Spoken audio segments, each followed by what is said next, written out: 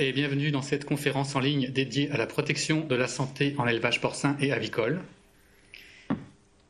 Nous sommes nombreux, vous êtes nombreux à vous être inscrits. Et moi-même, je m'appelle donc Roger Hérisset, je suis chargé de mission transfert et diffusion à la direction production de la Chambre d'agriculture de Bretagne.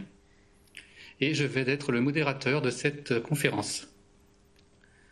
Alors cette conférence est organisée par l'équipe porc-volaille des chambres d'agriculture de Bretagne. Nous parlerons de l'exposition à l'ammoniac, aux poussières et aux produits chimiques dans les élevages de porcs et de volailles.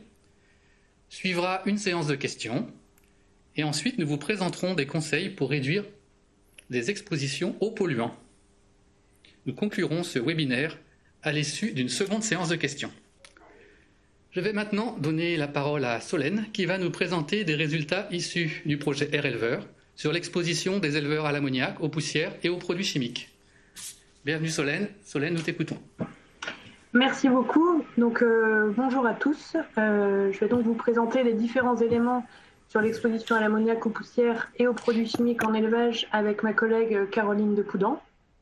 Donc, il faut savoir que en élevage, l'air des bâtiments est potentiellement chargé en ammoniac. Donc, ce gaz d'ammoniac est généré par la décomposition des déjections animales, c'est-à-dire que l'urée présente dans l'urine est dégradée par l'uréase qui est présente dans les fesses, et la rencontre entre l'urine et les fesses va créer cette molécule d'ammoniac. Donc, dans les élevages de porcs comme de volailles, vous retrouverez des déjections dans les bâtiments et donc de l'ammoniac. Cependant, différents facteurs peuvent influencer sa volatilisation, c'est-à-dire qu'on peut réduire l'exposition à l'ammoniac, notamment si la concentration en azote ammoniacal dans les effluents est faible. Si le pH des effluents aussi, qui peut varier, plus il sera faible, moins on va favoriser la volatilisation. La température également, puisque la température plus basse en hiver va limiter la volatilisation de l'ammoniac par rapport à une température plus élevée en été, et on voit une nette distinction entre l'été et l'hiver. Et enfin, la vitesse d'air, qui plus elle va être faible, moins donc on aura de volatilisation d'ammoniac. Finalement, c'est les principaux paramètres qui vont impacter cette molécule, et donc qu'on va utiliser pour définir ensuite les moyens de prévention que je vous présenterai par la suite. Donc, l'ammoniac a un impact sur la santé puisque c'est une molécule soluble dans l'eau. Elle va donc irriter les muqueuses, donc le nez, les yeux, la gorge du travailleur. Donc ça va entraîner des picotements, des problèmes comme par exemple de la toux, donc une gêne du travailleur s'il est exposé à de trop haut niveau de concentration en ammoniac. Et c'est également une molécule qui peut pénétrer dans le tractus respiratoire. Donc différentes valeurs limites d'exposition ont été définies en France, c'est-à-dire qu'on ne doit pas être exposé pendant 8 heures à plus de 10 ppm et également le travailleur ne peut pas être exposé à plus de 20 ppm pendant 15 minutes. Or, on sait qu'en élevage de porc comme en volaille, les éleveurs sont amenés à rester plus de 15 minutes dans la salle.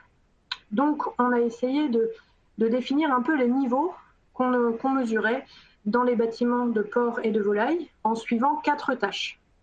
Donc en élevage porcin, on a suivi le tri des porcs charcutiers, le sevrage des porcelets, donc l'alimentation des porcelets et le soin des porcelets. Et ce qu'on a vu, donc vous avez en haut la barre qui en rouge avec la valeur limite d'exposition à 20 ppm sur 15 minutes, qu'en moyenne, donc on est toujours inférieur à 20 ppm en moyenne, que ce soit au moment du tri des porcs charcutiers, de l'alimentation des porcelets, du sevrage ou des soins des porcelets. Par contre, on a certaines valeurs donc, qui vont dépasser ces 20 ppm, puisque vous voyez sur le côté, donc le tri qui a l'exposition la plus élevée, puisqu'on est à 14 ppm, on avait 28 mesures sur une centaine de mesures qu'on a réalisées qui étaient supérieures à 20 ppm. Donc, on est amené dans certains élevages à dépasser ces valeurs limites d'exposition. Et ce qu'on a vu également, c'est que sur la santé, on avait un effet sur la santé puisque on avait une augmentation des symptômes respiratoires après la tâche et également une réduction de la capacité respiratoire. Donc, c'était des premiers éléments qui sont intéressants pour mieux comprendre l'exposition des travailleurs à l'ammoniac.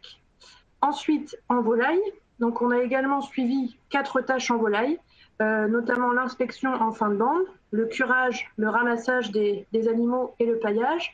Et ce qu'on a vu, c'est qu'on avait également des niveaux moyens qui sont inférieurs à cette valeur limite d'exposition professionnelle de 20 ppm, mais comme en porc, on a certaines valeurs qui vont dépasser ces 20 ppm. Et ça a entraîné, d'ailleurs, ce qu'on a mesuré, quand on a mesuré l'impact sur la santé, on voit qu'on a une diminution de la capacité respiratoire.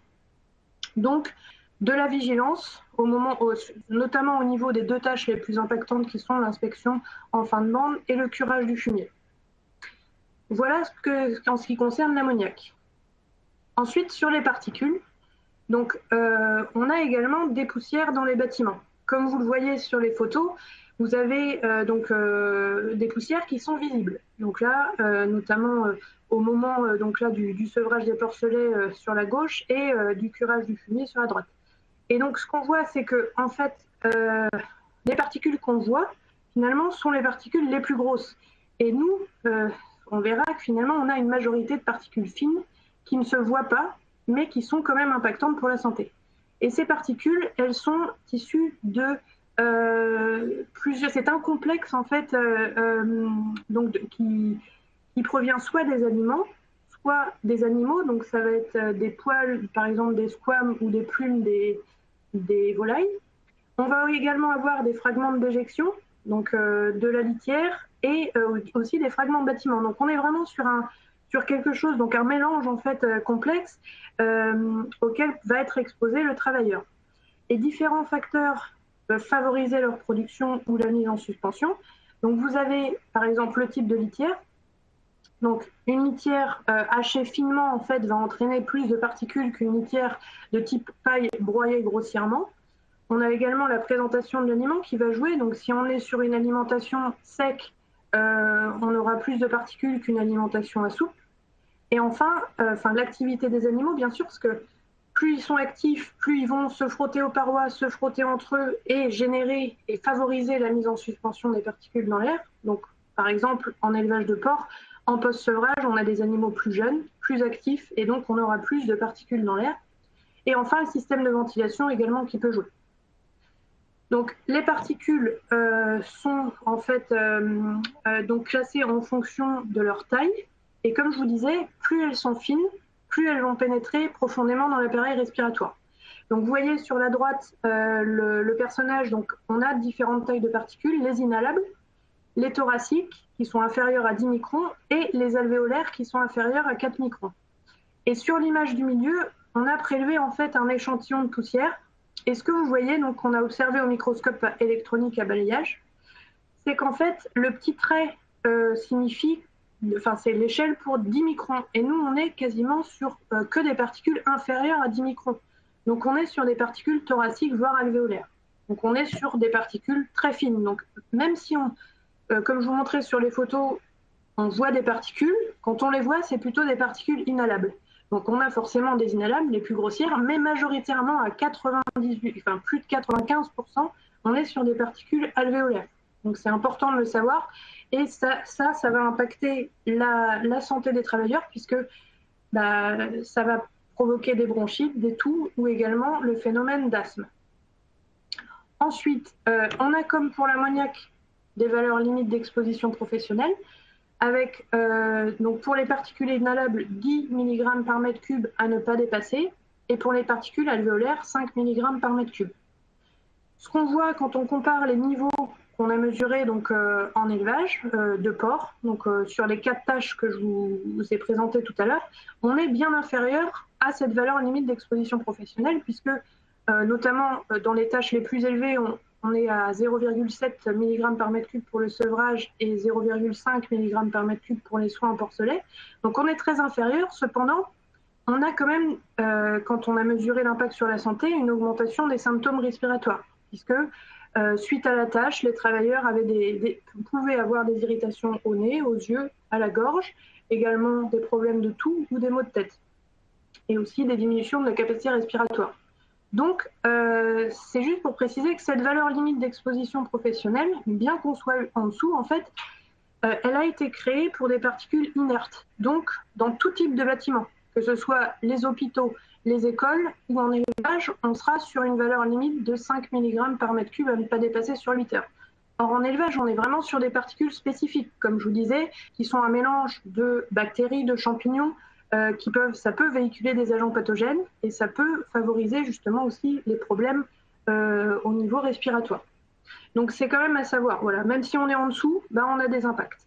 Et en volaille, donc si on regarde les résultats volaille, en fait, on a des niveaux qui sont beaucoup plus élevés qu'en porc, puisqu'on est à 2,5 mg par mètre cube pour l'inspection en fin de bande et 1,9 mg par mètre cube pour le taillage. Mais ça veut dire que c'est des particules plus grossières. Donc finalement, ce n'est pas parce qu'on a des niveaux plus élevés qu'on peut avoir des risques pour la santé plus élevés. C'est juste qu'on est sur des particules qui font une taille plus grosse et donc qui pèsent plus lourd. Et finalement, quand on mesure la concentration, elles sont plus lourdes.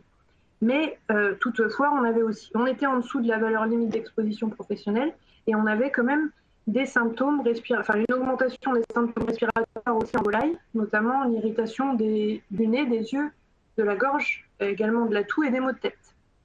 Et je vais passer la parole à ma collègue Caroline Descoudin pour les produits chimiques. Oui, donc voilà, on a vu les gaz et les poussières.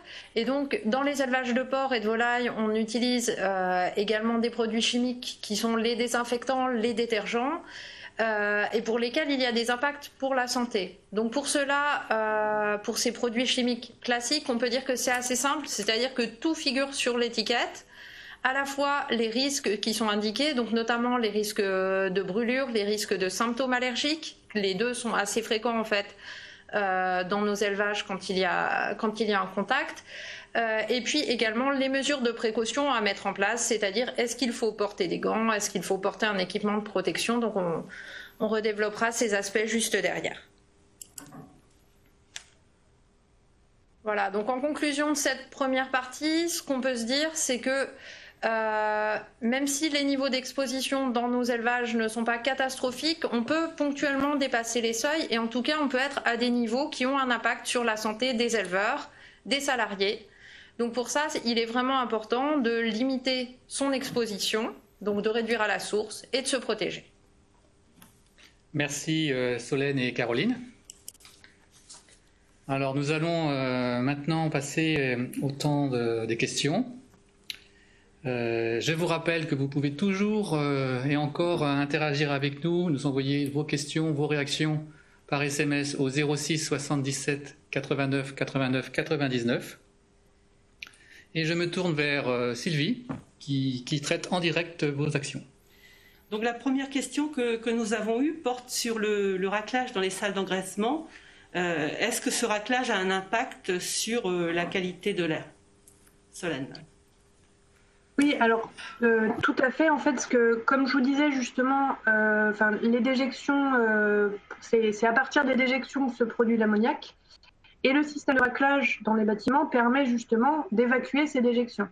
Donc d'en avoir moins dans la salle, et moins on en a dans la salle, donc moins on risque d'avoir de l'ammoniac dans la salle. Donc en effet, les systèmes d'évacuation fréquentes comme les types raclage peuvent être intéressantes pour réduire l'exposition. Et je rajouterais que si on utilise un raclage en V, c'est-à-dire justement où on sépare la phase solide de la phase liquide, donc la phase solide qui sont les fesses et la phase liquide donc qui est l'urine, en fait c'est ce type de raclage, donc le raclage en V, va justement éviter la rencontre urine-fesses, donc encore plus permettre de limiter l'exposition à l'ammoniac. Voilà. Alors une question récurrente, elle porte sur les effets sur la santé de ces polluants. Les conséquences sont-elles graves ou pas? Alors, on a en effet déjà ce sont des expositions chroniques. Donc c'est vrai que les travailleurs tous les jours vont dans l'élevage. Et donc, on peut avoir des effets vraiment de gêne, comme je vous disais, donc soit des picotements en fin de journée, des problèmes à la gorge, des problèmes de toux, donc qui peuvent être gênantes. Donc, c'est pas forcément très grave, mais c'est surtout gênant. Par contre, on peut avoir des phénomènes d'allergie qui se développent, et là, ça devient grave, c'est-à-dire que le corps ne supporte plus en fait cette exposition aux polluants. Et dans ce cas-là, on peut avoir des personnes qui ne peuvent plus justement entrer en élevage, travailler dans leur milieu professionnel. Donc du coup là, ça devient vraiment important à gérer, quoi. Voilà. Merci Solène. Donc, pas de nouvelles questions pour le moment, mais n'hésitez pas à revenir vers nous. Donc voilà, notez bien le numéro 06 77 89 89 99 et questions ou réactions. Tout nous intéresse. Donc nous allons maintenant continuer sur une nouvelle présentation qui me permettra de redonner à nouveau la parole à Solène. Et Solène va nous présenter des solutions de prévention et de protection des risques respiratoires en élevage. Je crois peut-être que Caroline aussi intervient sur cette présentation. Donc des solutions concrètes, notamment du côté des solutions masques, il me semble. Voilà, Solène, nous t'écoutons. Merci Roger. Donc voilà, on va passer à la partie prévention des risques. Donc comme disait Caroline, pour conclure, voilà, on a deux possibilités en fait pour limiter cette exposition, c'est-à-dire la prévention des risques et ou la protection. Donc je vais vous présenter la prévention. Donc en fait, on a différentes techniques pour prévenir le risque, qui sont donc soit on va agir sur l'air, donc on agit sur l'air donc soit en augmentant le taux de ventilation, donc qui va permettre de mieux évacuer les particules. Une ventilation en surpression également a montré qu'on réduisait la concentration en particules dans l'air par rapport à une ventilation en dépression. Et enfin, une entrée d'air par plafond diffuseur permet aussi de limiter les particules dans l'air par rapport à d'autres types d'entrées d'air, comme des poteaux suisses. Donc, on agit sur l'air d'abord, notamment là pour les particules. On peut agir sur les effluents pour l'ammoniac, pour réduire l'exposition à l'ammoniac. Donc, on en a parlé suite à la question, donc justement sur le raclage, on peut évacuer fréquemment les déjections, ce qui permet de limiter le temps de présence des déjections dans la salle et donc de permettre de réduire la concentration en ammoniac.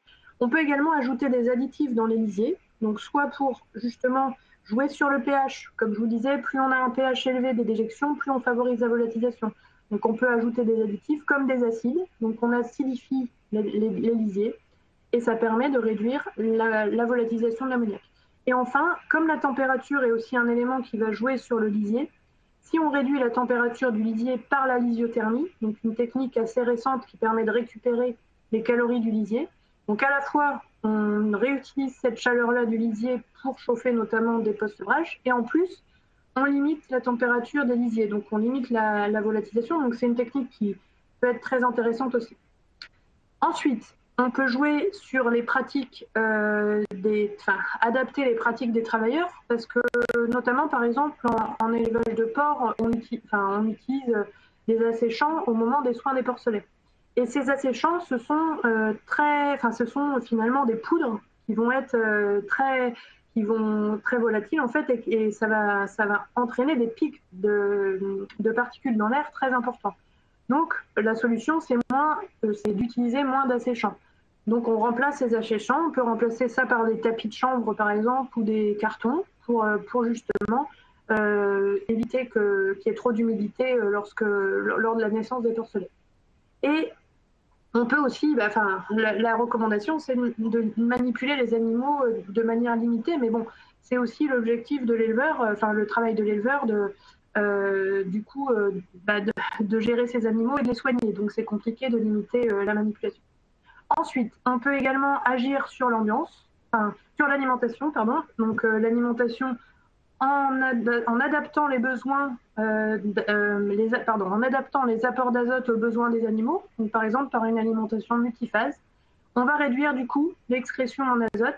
On aura moins d'azote ammoniacal dans les lisiers. Et comme je vous disais en début de conférence, moins on a d'azote ammoniacal dans les lisiers, moins on a d'émissions d'ammoniac. Donc c'est une solution.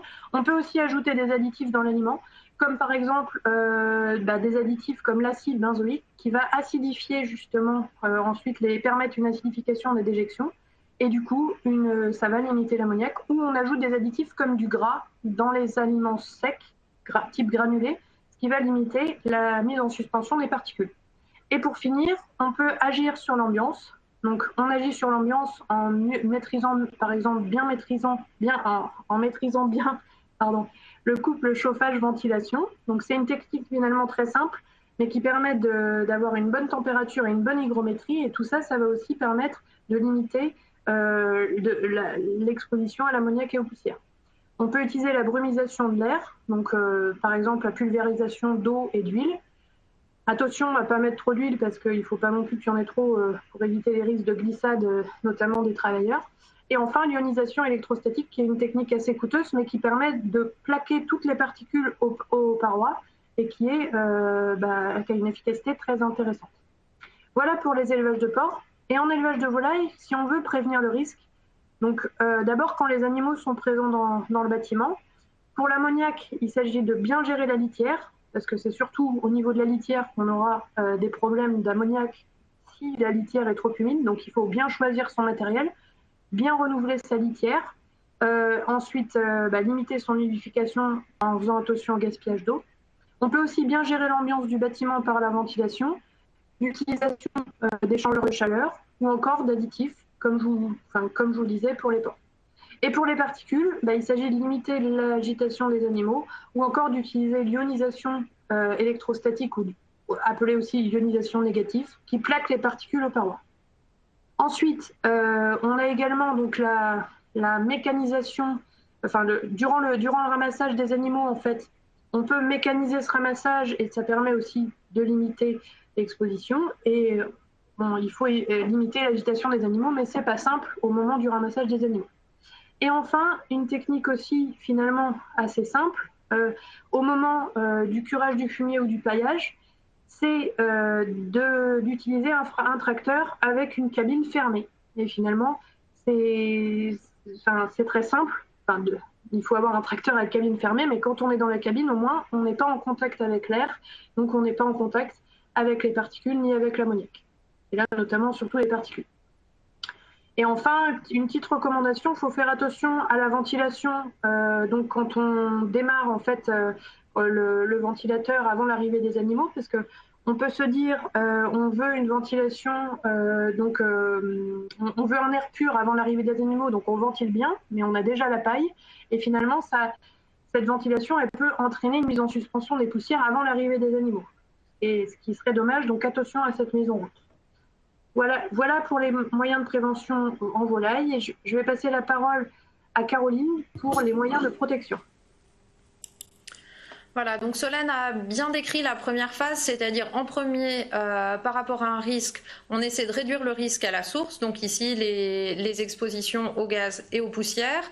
Et si on ne peut pas réduire suffisamment, on a vu que parfois on avait des taux qui étaient quand même élevés pour des tâches comme le tri des charcutiers. À ce moment-là, on se protège. Alors dans ce cas-là, si on doit mettre un équipement de protection individuelle, donc un masque, il y a un certain nombre de recommandations qui font que ça va être plus efficace et plus confortable.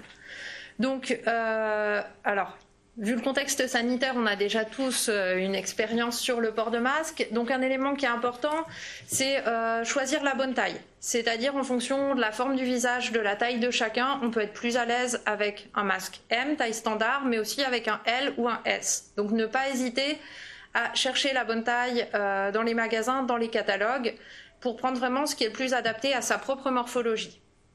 Deuxième chose, évidemment, comme pour les masques grand public qu'on porte actuellement, c'est le bon positionnement du masque. S'il est mal mis, il n'est pas efficace. Donc bien ajuster la barrette nasale et les brides de fixation, soit à l'arrière de la tête comme sur la photo, soit derrière les oreilles. Sur les masques assez simples, la soupape expiratoire, donc ici la petite pastille qu'on voit sur le masque que porte la jeune fille sur la photo, ça apporte un confort d'utilisation, c'est-à-dire ça permet d'avoir moins l'impression d'être enfermé dans le masque. Et puis après, on repassera en revue différents types de masques. Et puis, l'information la plus importante, c'est vraiment quelle catégorie de masque on achète. Donc on l'a vu, il y a des tâches où on est exposé aux poussières, d'autres à l'ammoniac, d'autres aux produits chimiques. Donc on peut adapter à chaque tâche ou alors on peut prendre une solution qui combine tout. Donc par rapport aux poussières, on a 3 types de masques. Les FFP1 qui arrêtent 80% des particules solides grossières, donc sans toxicité spécifique. Les FFP2, donc qui arrêtent 94% des particules, mais aussi des aérosols solides ou liquides irritants dangereux. Donc là, ça devient intéressant pour tout ce qui est produits chimiques notamment. FFP3, on est sur une efficacité de filtration qui est encore beaucoup plus importante, 99,95% des particules. Voilà, au vu des résultats qu'on avait eus et que Solène a présenté tout à l'heure, les recommandations, c'est plutôt du FFP2 ou du FFP3 en élevage pour se protéger des particules fines et des particules qui ne sont aussi pas forcément inertes, c'est-à-dire qui peuvent réagir, qui peuvent être porteuses de bactéries, champignons, etc. Voilà. Alors quand on achète un masque, donc il y a les catégories avec les P pour les poussières, et il y a également d'autres lettres qui indiquent contre quoi ça protège. Donc sur la cartouche que vous voyez en bas de la diapositive, on voit différentes lettres. Donc le A signifie que ça protège contre les désinfectants détergents, le K contre l'ammoniac, le B contre l'hydrogène sulfuré. Globalement, si on veut une bonne protection, un filtre combiné A, B, E, K et P convient dans tous les cas de figure quand on est en élevage porcin. Alors on va passer en revue rapidement différents types de masques avec à chaque fois les avantages et les inconvénients. Donc là, ce que vous voyez, c'est un demi-masque jetable. Donc ça protège exclusivement contre les poussières. C'est relativement léger. Donc voilà, on a des formes variées. Donc ça peut servir si par exemple on a des personnes qui sont de passage dans l'exploitation, si on a un stagiaire qui est là pour pas longtemps, si on n'aime pas les autres types de masques qu'on voit derrière et qu'on préfère quelque chose de léger. Donc là vraiment pour se protéger contre les poussières de manière assez confortable. Deuxième type de masque, donc cette fois-ci là toujours un demi-masque mais cette fois-ci réutilisable. Donc on n'est pas dans de l'usage unique, on est sur un masque qu'on utilise pendant la durée indiquée par le fabricant. Ça permet de protéger contre les poussières, l'ammoniac, les produits organiques. Là sur la photo, vous voyez peut-être en dessous du nez, on voit une petite cartouche avec des barres de couleur. Donc c'est là qu'est la cartouche contre les gaz. Donc on est sur des montants un peu plus chers à l'achat. C'est un petit peu plus lourd. L'avantage, c'est qu'on n'a pas ou peu à se préoccuper de l'entretien. Donc voilà, une solution complémentaire. La version, donc cette fois-ci demi-masque avec des filtres qu'on peut changer. Donc là, l'intérêt, c'est qu'on garde la partie centrale en continu et qu'on renouvelle les filtres quand ils sont usés, sachant qu'on peut mettre des filtres qui filtrent soit uniquement contre les poussières, soit contre tout. Donc là, on est sur quelque chose qui est plus confortable d'utilisation. On a des surfaces d'échange qui sont assez importantes. Ça dure plus longtemps. Un entretien, bon, aussi des masques qu'il faut entretenir. Et puis un point de vigilance, c'est que les systèmes de fixation des cartouches peuvent être différents selon les fabricants. Donc voilà, bien faire attention à la marque qu'on a achetée et avoir un stock de cartouches qui soit adapté. Enfin, un dernier type de masque, donc le demi-masque ventilé, où là, cette fois-ci, on a un moteur en fait qui va servir à pomper l'air et à ajuster l'arrivée d'air dans le masque en fonction du débit respiratoire de la personne. Donc là, au niveau respiration, c'est vraiment le plus confortable, c'est-à-dire qu'il n'y a pas d'effort à faire pour respirer avec ce type de masque, c'est le masque qui s'y ajuste. Le poids est plus élevé, donc vu qu'il y a un moteur, donc qui peut être là placé sur la nuque, avec éventuellement un système de soutien au niveau de la tête. On peut avoir des moteurs qui sont aussi un peu plus hauts. Voilà, pas de condensation, un petit bruit de ventilateur.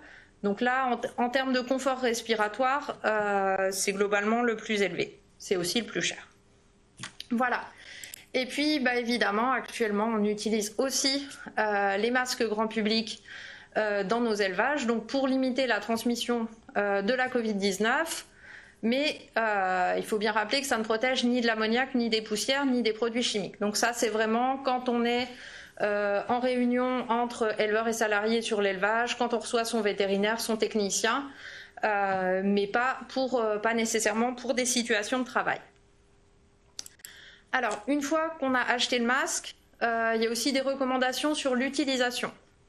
Donc évidemment, entretenir le masque, c'est-à-dire nettoyer la partie faciale, nettoyer les pré-filtres si on a un masque réutilisable pour que ça ne s'encrasse pas et que ça ne devienne pas plus difficile de respirer avec. Donc l'autre question qui revient assez souvent par rapport au masque, c'est à quelle fréquence les changer. Donc là, on a différents indicateurs. Il y a déjà une date de péremption qui figure sur le masque, qui permet de dire à partir de cette date-là, on ne l'utilise plus. Un indicateur d'usage, c'est-à-dire si la respiration devient difficile avec le masque, si on sent des odeurs, ça veut dire vraisemblablement que les filtres sont saturés et qu'il faut les changer. Sur certains modèles, on a des filtres avec indicateur de saturation. Et puis, globalement, une durée d'utilisation maximale de 6 mois pour des filtres. Donc, pensez à inscrire la date limite sur le filtre au marqueur. Et comme ça permet de savoir quand changer. Voilà, donc quelques petits points de vigilance. Donc, évidemment, les masques sont des équipements de protection individuels. Et donc sont spécifiques à chaque utilisateur. Bon, là, vu le contexte, je pense qu'on a assez peu de risques que les personnes s'échangent des masques. Les masques chirurgicaux, comme on l'a dit, ne sont pas des équipements de protection individuelle contre les gaz, poussières ou produits chimiques. Et puis, pour les hommes, attention, la barbe réduit l'étanchéité du masque et réduit donc son efficacité. Donc, essayez de le positionner le mieux possible, sachant que de toute façon, il y aura des fuites. Voilà. Très bien, merci Caroline, qui a su réagir malgré la coupure dont nous avons été victimes. J'espère que ça n'a pas souffert vous n'avez pas souffert de cette rupture dans la compréhension de l'exposé. Je vois donc que le temps passe. Nous allons donc pouvoir passer à une nouvelle séance de questions. Je crois que Sylvie a reçu un certain nombre de messages. Oui, alors c'est quelque chose de récurrent, c'est vrai. C'est en fonction du type de masque, quel est le coût, finalement. D'accord. Donc je vais remettre rapidement les diapos, comme ça on reverra bien la correspondance. Voilà. Donc pour un masque, demi-masque jetable, on est autour de 10 € le masque. Donc vraiment pour un usage ponctuel. Sur des demi-masques réutilisables, on est sur du 30-35 €, bon, avec une fourchette. Hein. Voilà. Demi-masques avec des filtres, on est plutôt sur la partie réutilisable autour de 15 € et puis environ 20 € pour les cartouches. Et puis sur des masques ventilés, donc 600-700 €. Et des filtres ensuite qu'on change régulièrement autour de 50-60 €. Ok, une question d'un producteur de canards de Barbarie, donc qui laisse ses animaux sur un caillebotier intégral. Hein. Il nous indique utiliser des produits à base d'algues pour limiter les émanations d'ammoniac dans le bâtiment et à l'épandage. Il nous interroge sur ce procédé pour savoir si on a du recul sur ce dernier. Oui. Du coup, voilà, je vais répondre. Vas-y, Solène. Oui. Du coup, nous à la Chambre d'agriculture, on n'a pas testé ces produits-là type algues. Par contre, on a en effet, il y a une société qui vend ces produits et qui indique, je sais, donc il y a quand même des forts taux d'abattement, au niveau ammoniac. Donc c'est intéressant justement. Après, voilà, je pourrais pas trop en dire plus parce que nous, en tout cas, à la Chambre d'agriculture et notamment dans notre station expérimentale à Cricom, on n'a pas testé ces additifs type algues. Voilà. Une question d'un employeur des Côtes-d'Armor qui nous demande s'il est obligé si un salarié peut refuser en fait de porter un masque. Donc là, globalement, il y a un principe assez simple, c'est-à-dire c'est la responsabilité de l'employeur de protéger ses salariés contre les risques. Donc s'il y a un risque d'exposition aux poussières, à l'ammoniac, il doit fournir à ses salariés le masque et faire en sorte qu'ils le portent.